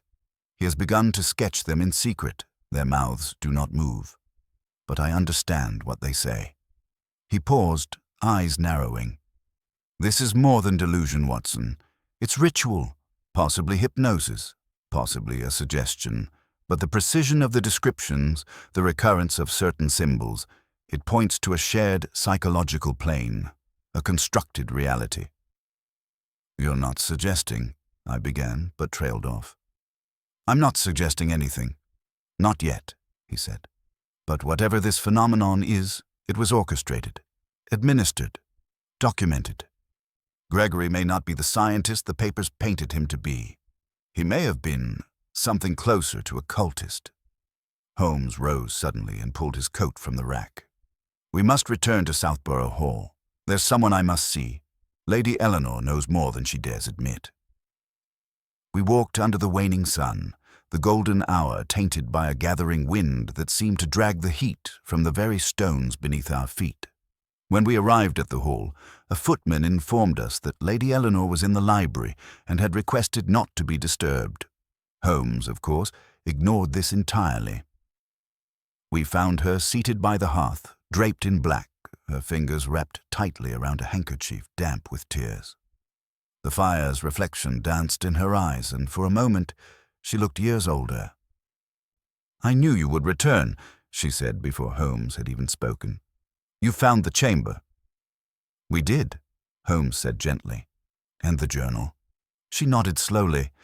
"It's not just madness, Mr. Holmes. It's inheritance. Gideon was the first to go deep enough to find it. Gregory followed. He believed it was a gift, that something ancient could be awakened in the mind." Her hand trembled as she reached into a desk drawer and retrieved a small silver locket. Inside was a miniature painting. Two young men, one dark-haired, brooding, the other fair and smiling. "My brothers," she whispered. "They used to play riddles in the orchard, but after the war, Something in them changed. Gideon came back different. He wouldn't look in mirrors. Gregory wouldn't sleep. "Where is Gregory now?" Holmes asked. Lady Eleanor's eyes flicked toward the window, as though watching for shadows.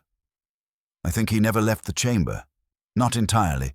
Sometimes I hear him walking the halls at night, speaking in a voice that isn't his." Holmes said nothing, but I saw his expression darken, not with disbelief, but understanding. Outside, dusk had fallen, and from somewhere deep within the house, a floorboard creaked. Chapter 13. The Shadows That Speak in Silence. The creak that echoed through Southborough's hall did not sound like the ordinary complaints of old wood and weathered beams. It had rhythm, as if produced by weight and intent. Holmes's eyes sharpened at the sound. Lady Eleanor stiffened in her chair, her face blanching as though the warmth of the fire could no longer reach her. "I hear it often," she whispered, "but no one else does.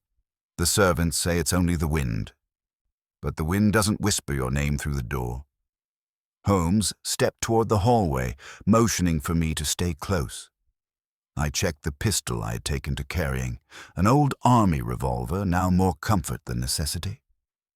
The hallway beyond the library stretched long and dim, lit only by sparse sconces. A tapestry along the far wall stirred faintly, though no breeze passed through. Holmes walked slowly, listening more than looking. Each footfall was deliberate, and with every step forward the silence seemed to deepen, thickening like fog. Then we heard it again. A second creak, not behind us, but above. Holmes glanced up toward the landing. "The west wing," he murmured. "You said it was closed off." Lady Eleanor had followed us now, her face shadowed by the doorway. "Since Gregory's return from Bavaria, yes. He claimed he needed solitude to recover, but even after he disappeared, I could never bring myself to open it." Holmes didn't ask for permission. He turned toward the staircase with renewed purpose. I followed, feeling a chill spread from the base of my spine as we ascended. Each stair moaned beneath us, yet nothing stirred ahead. The corridor that greeted us above was cloaked in dust. Furniture lay beneath white sheets like forgotten corpses in linen shrouds. Holmes moved to the last door at the end of the hallway. Unlike the others, it was not locked. He opened it with the softest motion. No resistance. Inside, the room smelled of lavender oil and mildew. A single desk stood by the window, and beside it a tall mirror draped in black cloth. Holmes moved to the desk and gently opened the top drawer. "What do you see?" I asked. He lifted a folded page and turned it toward me. It was filled with circular glyphs, tight, recursive, drawn with obsessive repetition.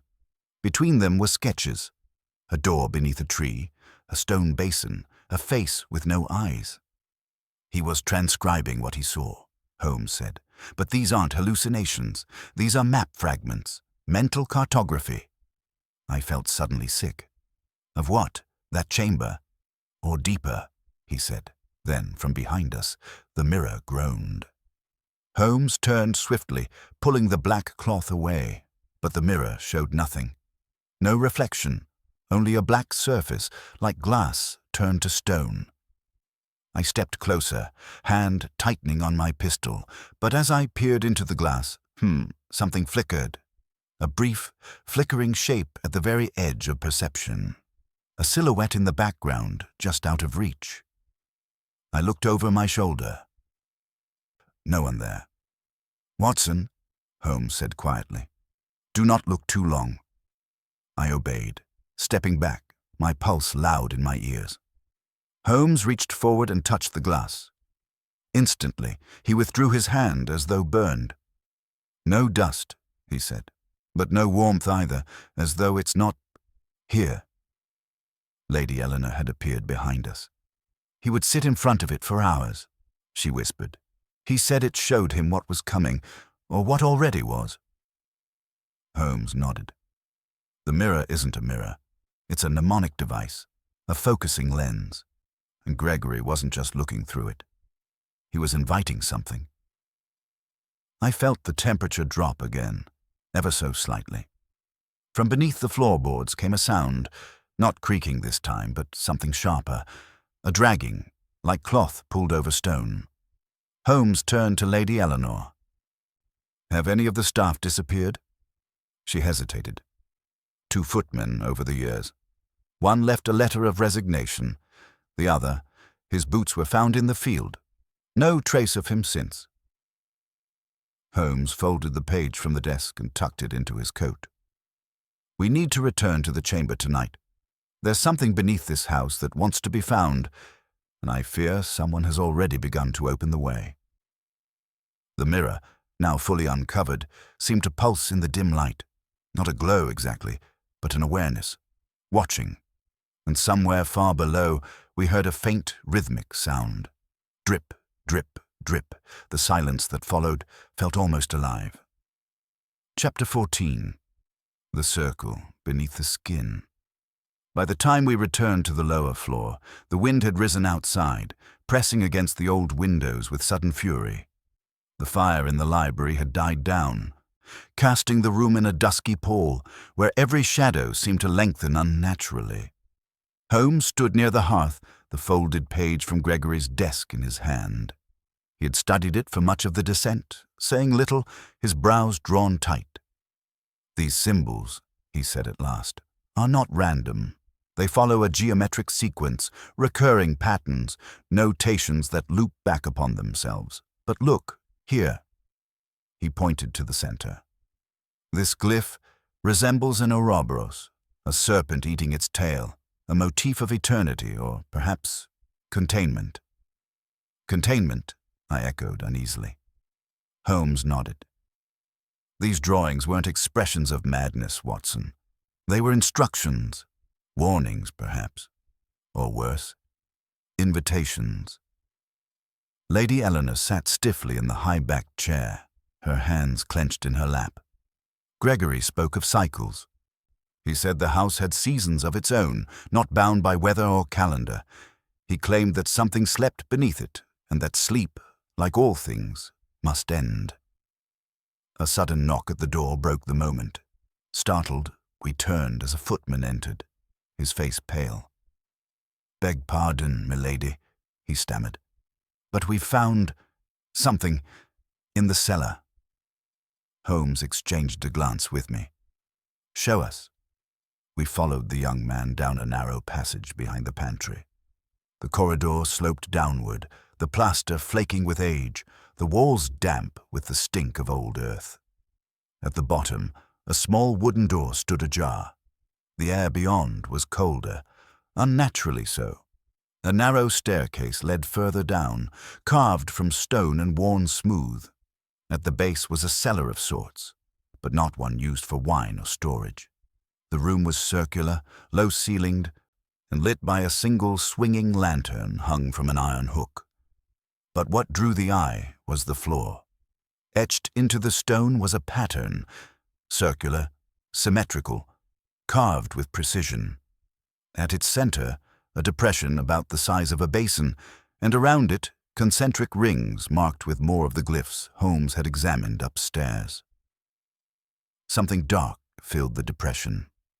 A pool of liquid, still and thick, yet reflecting the lantern above with impossible clarity. Holmes knelt beside it, studying the markings. It's the same script, a more refined version. Gregory must have found this chamber long before his so-called illness, and he returned to it, again and again. I moved to the far wall, where something else caught my eye. Faint scratch marks. Not random, letters, H-E-L-P, etched with a fingernail. Crude, but deliberate. I looked to Holmes. "Someone was trapped down here." Holmes stood, his expression grim, or drawn. If Gregory truly believed this chamber to be a gate of sorts, then he may not have been the only one to pass through. The lantern flickered, casting the glyphs into momentary motion. They seemed to ripple as though alive. Lady Eleanor, who had descended silently behind us, stared at the pool with hollow eyes. "I saw him here," she whispered. "The night before he vanished. He stood in the circle and chanted something. He didn't see me, but I saw him." Holmes stepped back, his boot scraping against one of the outer rings. The lantern went out. Darkness swallowed us whole. For a moment, the only sound was breathing, ours, and that infernal drip from somewhere unseen. Then, a whisper, not spoken, but felt, like thought passed from one skull to another. "Return." I fumbled for a match, struck it, and relit the lantern. The room blinked back into view, but for an instant I could swear the pool had rippled, as though disturbed from within. Holmes exhaled slowly. "We need answers, and we'll find them in Gregory's journals. They must be hidden somewhere, possibly in his private study." Lady Eleanor looked shaken, but nodded. "I'll give you the key." As we turned to leave, I cast one final glance back at the circle. The markings gleamed faintly, wet though no water touched them, and deep in the pit, that reflective blackness shimmered once more, as if awaiting its next visitor. Chapter 15. The Chamber of Forgotten Names. Lady Eleanor led us through the upper hallways with the key clutched tightly in her hand, the silver glinting under the candlelight like a shard of moon. The manor seemed quieter than before, too quiet, as though the house itself was listening. Gregory's private study was hidden behind a panelled wall in the library, obscured by a row of faux books. Holmes found the catch easily, his fingers brushing along the spines until one clicked inward. A narrow door swung open on near-silent hinges. The chamber within was small, no larger than a closet, and lined with shelves that sagged under the weight of notebooks, diagrams, and weathered journals. An oil lamp sat on a corner desk beside a dried inkwell and several quills whose tips had long since cracked. Holmes lit the lamp and began scanning the documents methodically. I stood by the threshold, suddenly uneasy about crossing into the room. "Feel as though we're disturbing something," I murmured. Holmes didn't look up. "We are. The question is whether what we disturb remains asleep." He plucked one of the thinner journals from the shelf, its binding barely holding together, and flipped through its yellowed pages. His eyes narrowed. "Listen to this, Watson." He cleared his throat and read aloud. "The thing beneath the house is not alive, not in the way we understand. It speaks without a voice. It sleeps, but dreams too vividly. It knows us. It has always known us. I have stood at the edge of its pool and felt the gravity of its hunger." He stopped. "These entries are dated months before Gregory's final disappearance." Lady Eleanor looked over his shoulder. "That's his hand. Though by the end, the ink becomes erratic, like he wrote in darkness or haste." Holmes picked up another volume, thicker this time, with a red ribbon tucked into the spine. He opened it to the marked page. This one held diagrams of the circular chamber below, the same glyphs carved into its floor, annotated in Gregory's hand. "He calls it the Null Circle," Holmes muttered. "Says it predates the manor, perhaps even the village. He was attempting translations, trying to assign meaning to the symbols. Here, this one, he calls Eravesh, the mouth without end. Another, Thynok, the treader of thought. These aren't words from any language I know. He says the symbols form an invocation, or a cage." A brittle silence followed. I no longer know whether I study the structure or whether it studies me. Holmes read more softly. "The line thins. Dreams come without sleeping. My name is being forgotten, taken." Holmes shut the journal with sudden finality. He was unraveling. Lady Eleanor whispered, "And yet he kept returning." Holmes looked at her, because something called him back. Outside, the wind howled, rattling the shutters. I shifted uneasily. "Holmes, could this be delusion?" Madness passed from man to man. Suggestion born of isolation and grief? Holmes didn't answer immediately. Instead, he reached into the lower drawer of the desk and retrieved a long, thin box. He opened it. Inside was a small stone disc, etched with the same symbols, and a folded parchment beneath it. He lifted the paper and read it silently, his eyes flicking back and forth. Then he handed it to me. To whoever finds this, know that I was once a man of reason. I've seen the veil, and it tears easily. The circle is both door and lock. If you unmake it, it will remember the names that sealed it. My name is no longer among them. Beneath it, the signature, Gregory Hawthorne. The lantern guttered. Holmes stepped back from the desk. He believed this place was more than haunted. He believed it was a fracture, a thinning of the world's skin. "We must seal it again," Lady Eleanor said, her voice shaking but firm. "But how?" I asked. Holmes's gaze returned to the stone disc. "With names, with knowledge. There is more to uncover before the path forward is clear." He pocketed the disc carefully. "We must return to the circle, but this time we enter it not as explorers, but as interlopers in a sacred geometry." As we left the study and the panel slid shut behind us, I felt it, an ache behind my eyes, like a pressure building slowly, and in the distance, though no voice rang out, I could swear I heard something whisper, another name forgotten. Chapter 16. The Descent of Names. We descended once more into the depths of Hawthorne Manor, the passage seeming steeper than I remembered, as though the house itself had shifted slightly in our absence.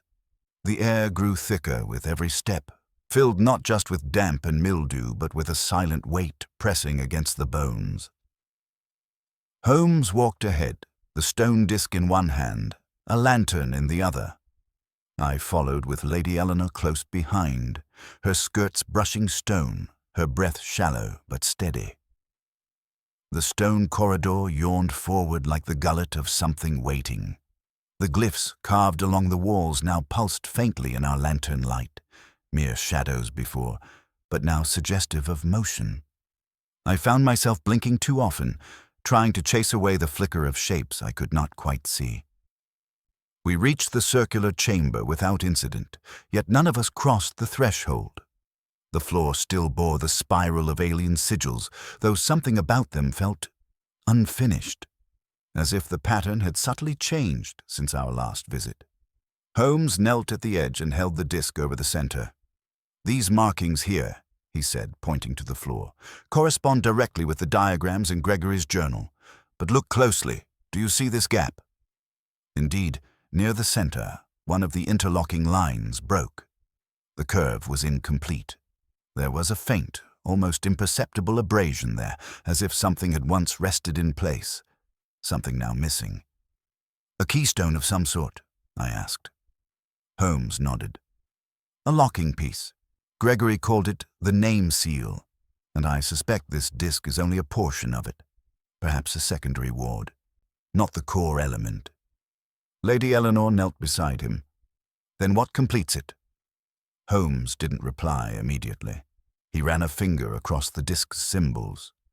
"If we interpret the symbols as representing names, true names, then the seal itself was made of the identities of those who created it. Perhaps Gregory believed he could add his name to reinforce the binding." He looked up at us. "But if the seal was weakening, perhaps it has begun taking those names back." The silence in the chamber pressed inward. Lady Eleanor stared at the sigils, her voice barely audible. "If names can be consumed, then Gregory, my brother, may not be dead at all, just forgotten." Holmes rose to his feet. "And if that's true, we may not have much time. Whatever force lies beneath this place, whether entity, memory, or void, it thrives on dissolution, on unmaking." "And what do we do?" I asked. Holmes turned to me with eyes sharper than I'd seen in days. "We must finish what Gregory began. Find the complete seal, Restore it, if it can be restored. The journal said the names were the lock. Then we must discover which names remain and which have been lost. But where? Lady Eleanor asked. We've searched the manor, haven't we? Holmes didn't answer immediately. He took a few paces back from the circle, lifting the lantern high, its flickering light catching the etched stone of the ceiling. There, subtle as breath, was a series of carvings we'd missed before, a spiral of letters in descending sequence, curling like a galaxy. The ceiling mirrors the floor, Holmes murmured, but it begins where the floor ends. Perhaps the key lies not in the house, but beneath it. There may be another level. A chamber buried beneath even this one. I felt a coldness at that thought that had nothing to do with the stone. Holmes turned to us. We need Gregory's final notes. If he found a way down, he would have marked it. His madness had pattern, and in madness, he may have left a map. Lady Eleanor spoke without looking up. Then we must search the one place we have not yet disturbed. Holmes raised an eyebrow. And where is that? The crypt, she replied. Beneath the chapel, where our family is buried. A long pause followed. Even the shadows seemed to hesitate. Then Holmes nodded. Very well. We searched the crypt at first light. As we turned to leave, I could not help but look once more at the spiral of the circle. Something within its center, though empty, pulled at my gaze. Not darkness, not light, but a forgetting. Chapter 17. The names that sleep in stone. Dawn came sluggishly to Hawthorne Manor, bleeding through the mist like a wound that refused to close. The fog had thickened during the night, pressing against the windows like a living thing. Yet we rose early, dressed in silence, and made our way toward the chapel that stood apart from the main house, hidden behind the grove of twisted yew trees that Lady Eleanor claimed had been there for centuries. The chapel was a modest structure, ivy-clad and grey, its roof sagging at the edges, its bell tower long fallen into disuse. But its doors still groaned open on rusted hinges, and the air inside smelled of candle wax, rain-damp stone, and the faintest whisper of incense, though no service had been held there in years. We stood in the nave, the stained glass windows casting weak patterns across the pews. Holmes moved with deliberate slowness, running his fingers along the stone walls, pausing occasionally to examine a detail in the carvings. Lady Eleanor knelt at the altar rail, her gloved hands clenched as if in prayer, though her eyes were open and alert. There, Holmes said at last, tapping his cane against a portion of flagstone just before the chancel steps. The grain of this stone is mismatched, newer than the rest, and slightly raised. He knelt and pressed against it. The slab did not budge. But then, without a word, Lady Eleanor rose, reached behind the altar, and withdrew a long iron key from a hidden niche. She handed it to Holmes without ceremony. "My father sealed it," she said. "Only the heir, or the heir's keeper, was meant to know of it. I was both."